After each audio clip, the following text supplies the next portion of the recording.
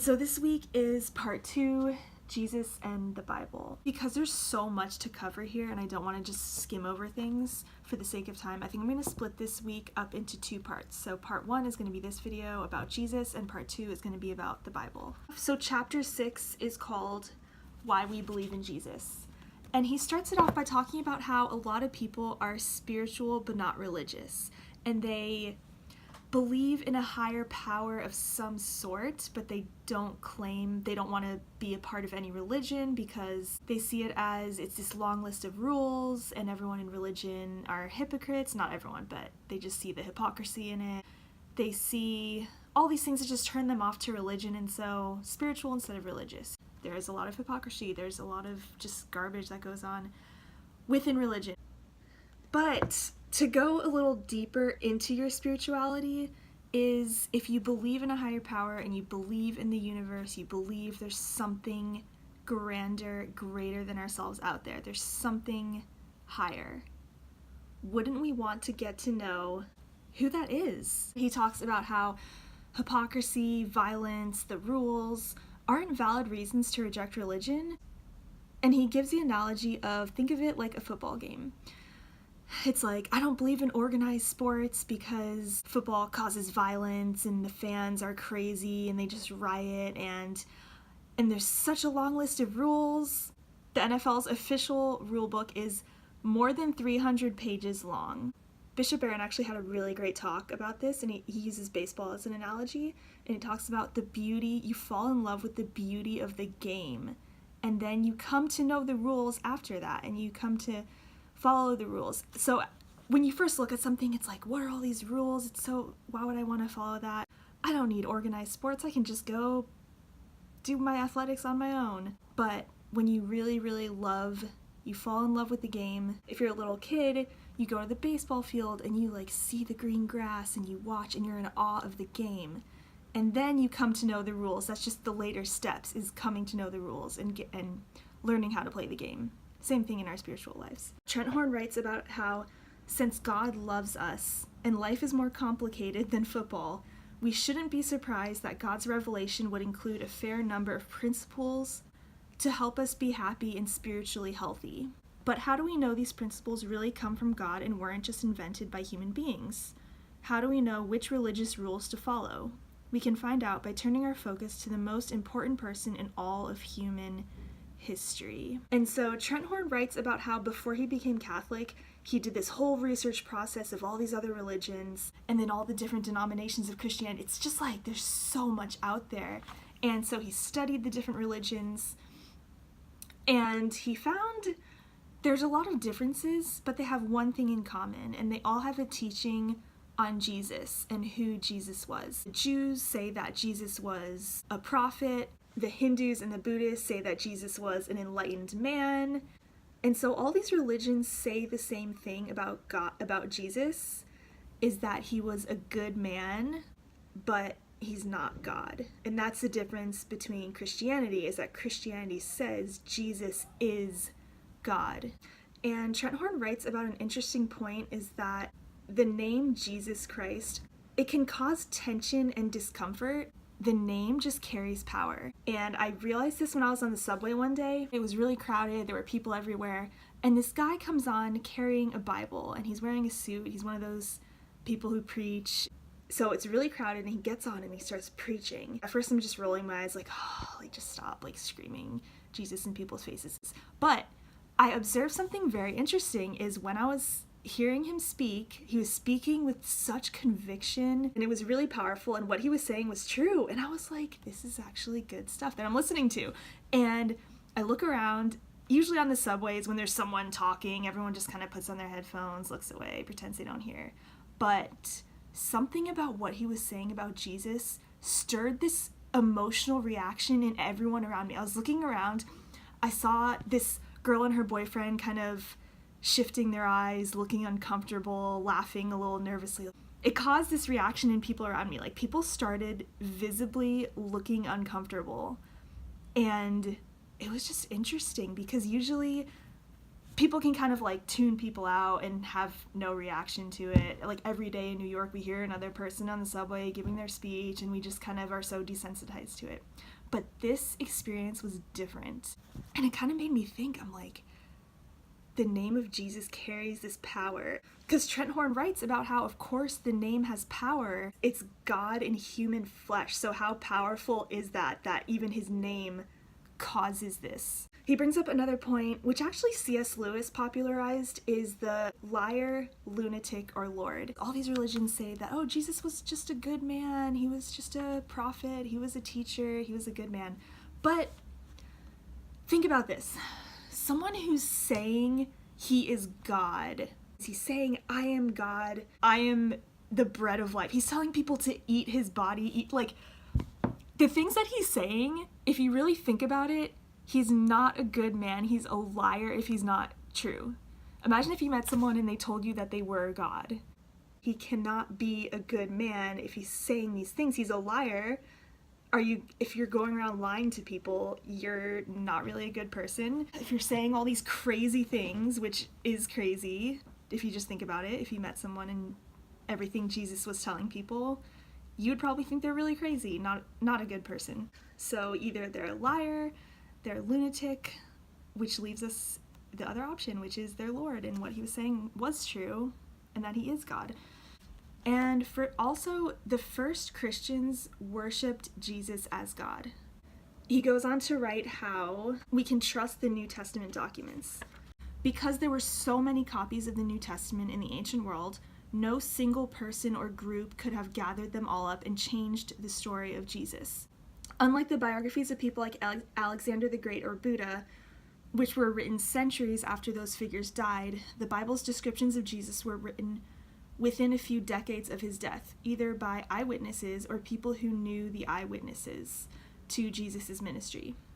And so he summarizes the chapter, if God exists and revealed himself to man, then we should not be surprised he has given us a way to respond to him, or what some call organized religion.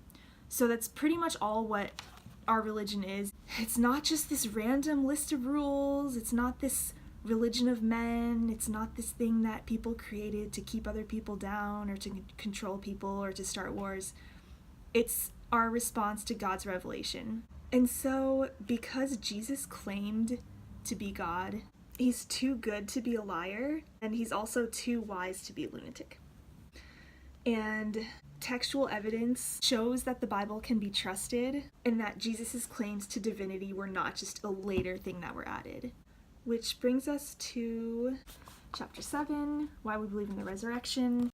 In 1 Corinthians 15:17, it says there in the Bible, if the resurrection didn't happen, our faith is worthless, meaningless. And there's actually a book called The Case for Christ by Lee Strobel, which I highly recommend, is about this journalist whose wife became Christian, and he was atheist, and he set out to debunk the resurrection because he's like, if I can prove the resurrection didn't happen, then this proves that Christianity's false. And you know, he's like, my wife is Christian, that's just crazy, what is going on, this is not true, I need to prove her wrong. He's a journalist, he can do it. So he went out on this whole journey to debunk Christianity, and all of his findings actually led him to become Christian. And he wrote this book called The Case for Christ, which goes through all these findings. So highly recommend. Because I think it's so easy for people to quickly just be like, oh, well, Christianity, the Bible, that's all false, and people just made that up, and it's a fairy tale. Why would I believe in that? It's just stupid. Without actually researching and digging deeper into these crazy claims. Because think about it. God becoming man? What? So, why do we believe in the resurrection? Did Jesus resurrect from the dead? A lot of people have different opinions on it, and there's a lot of different theories, and so Trent Horn in this chapter goes through different theories that people have proposed. Even a lot of atheists, a lot of scholars, almost every PhD, all these historians admit that there's truth to these claims, even if they don't believe it. There's a quote that he talks about from John Dominic Crossman, and he denies that Jesus rose from the dead, but he says that he was crucified is as sure as anything historical can ever be. And so some people thought that the apostles were just hallucinating, or that people just made this up and that the tomb wasn't empty. There's all these different theories that people have, so he goes through the theories in this chapter. Even skeptics admit that Jesus died, was buried, and that the tomb was found empty.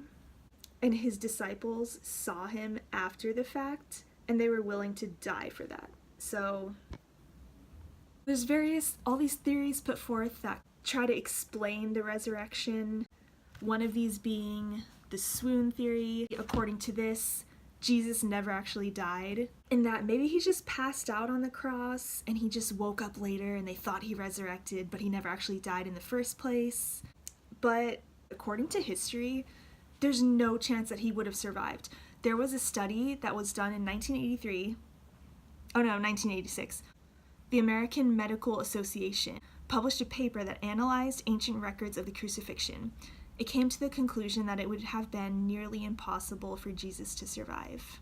And then there's the trash theory, which basically says, how do we know Jesus wasn't just thrown into an anonymous grave and was forgotten until the disciples imagined they saw him again?